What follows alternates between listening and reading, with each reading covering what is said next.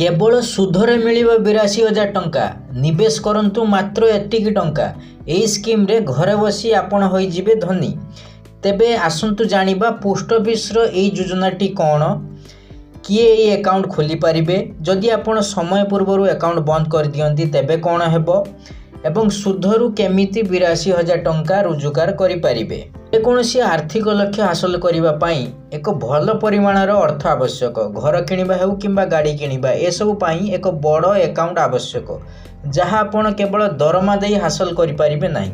ए परिस्थिति रे किछि लोक म्यूचुअल फंड रे एसआईपी सहारा नियंती, जहाँ द्वारा सेमाने भविष्यतर लक्ष्य हासिल करि पारिबे। सेहीपरि किछि लोक भाबंती जे सेमानकु कोनोसी विपद नेबाको पड़िबो नाही एवं तथापि सेमाने एक बड़ परिमाणर टंका पाई पारिबे। सरकारी योजना गुड़िक एपरि लोकंक पई उपयोगी होइथाय। आमे आपनकु एपरि एक योजना विषय कहूछु, जहाँ पोस्ट ऑफिस क्षुद्र संचय योजना अधीन रे परिचालित।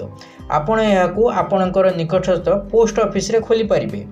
आमे जो योजना विषय कहूछु ताहा आपनकु केवल सुधरु बहुत टंका रोजगार करि पारिबो।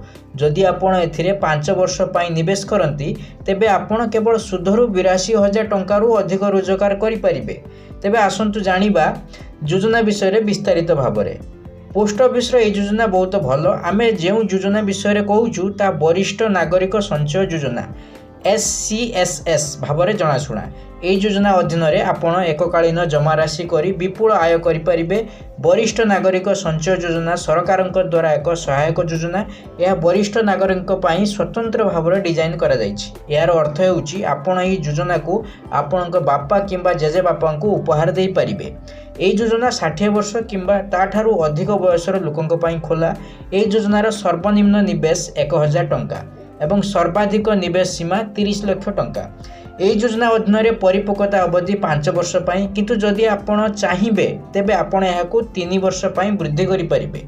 सुध विषय कहबाकू गले यह योजना अधीन 8.2% सुध दिया जाए। यार सुध प्रति त्रैमासिक आधार रे स्थिर होता है एवं वार्षिक आधार रे सुध जारी करा जाए। किए किए यही अकाउंट को खोली पारिबे? भारतर जेकोसी वरिष्ठ नागरिक यही अकाउंट को खोली पारिबे। यही अकाउंट एकाकी किंबा मिलित भाव में खोला जाई पारिबो। 55 वर्षरु अधिक एवं 60 वर्षरु कम बयसर अवसर प्राप्त साधारण कर्मचारी माने मध्य निवेश करि पारिबे। तथापि शर्त रहिबो जे अवसर लाभ पाइबार 1 मास मध्य निवेश करबाकू पड़िबो। यह व्यतीत 50 वर्षरु अधिक एवं 60 वर्षरु कम बयसर अवसर प्राप्त प्रतिरक्षा कर्मचारी माने मध्य समान शर्त रे निवेश करि पारिबे। जदि आपण समय पूर्व अकाउंट बंद कर दियंती तेबे कौन हेबो? एही योजना अधीन आपणकू 80C अधीन वार्षिक 1.5 लाख टंका पर्यंत निवेश उपर टिकस छाड़र सुविधा रही। अन्य पक्षर जदि आपण समय पूर्व अकाउंट बंद करती, अकाउंट खोलिबार तारीख पर जेकोसी समय अकाउंट को समय पूर्व बंद करा जाई पारिबो। जदि अकाउंट 1 वर्ष पूर्व बंद हो जाए तेबे कौनसी सुध दिया जिवो नाही एवं जदि अकाउंट रे कौनसी सुध दिया जाए तेबे ताहा मूल राशि रु आदाय करा जिवो। जदि अकाउंट खोलिबार 1 वर्ष परे किंतु 2 वर्ष पूर्व अकाउंट बंद करा जाए तेबे मूलधनर 1.5% समान परिमाण काटी निया जिवो। जदि अकाउंट 2 वर्ष परे किंतु 5 वर्ष पूर्व बंद हो जाए तेबे मूलधनर 1% समान परिमाण कटा जिवो। अकाउंट विस्तार तारीख रु 1 वर्ष समाप्त हेबा परे कौनसी चार्ज बिना वर्धित अकाउंट को बंद करा जाई पारिबो।